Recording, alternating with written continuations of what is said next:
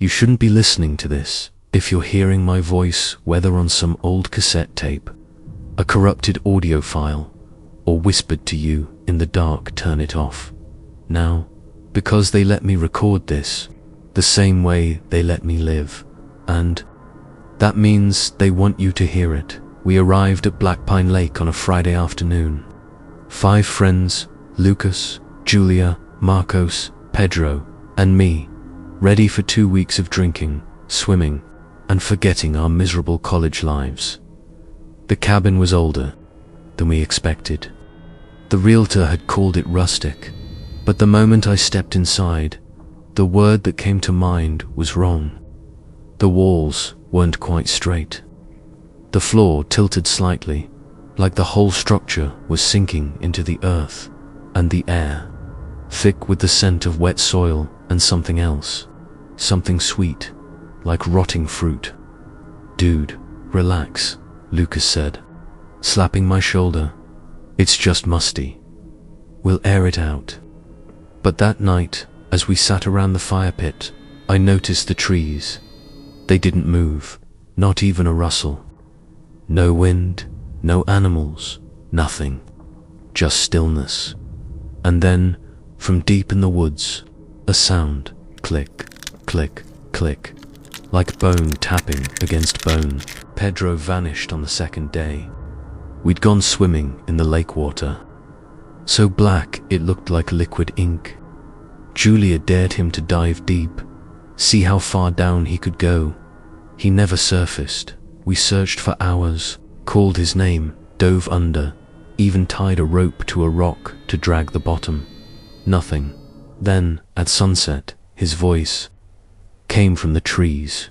"Guys, help me." We ran toward it, crashing through branches, screaming his name until we burst into a clearing. And there he was, standing perfectly still, facing away from us. Soaked double quotes Pedro. Julia whispered. He turned. His eyes were gone.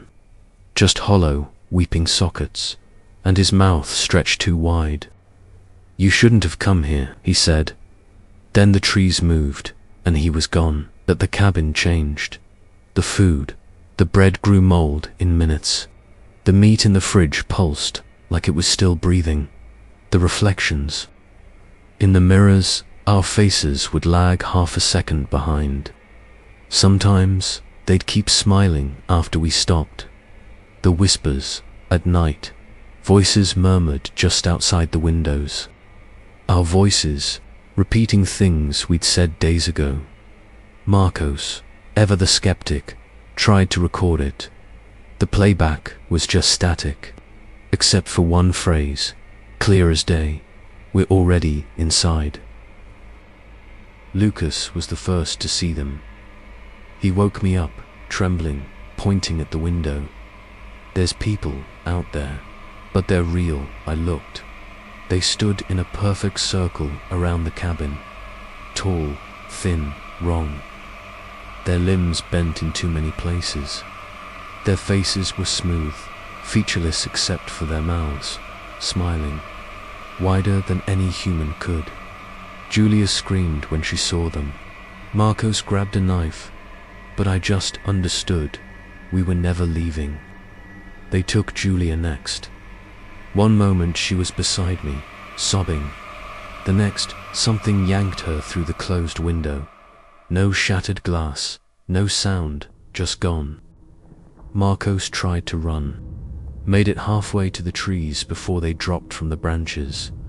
I didn't watch, but I heard the tearing, the clicking, the wet, happy laughter.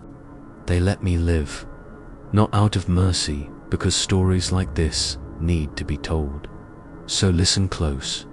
If you ever find yourself somewhere too quiet, somewhere the shadows don't quite match the light, run.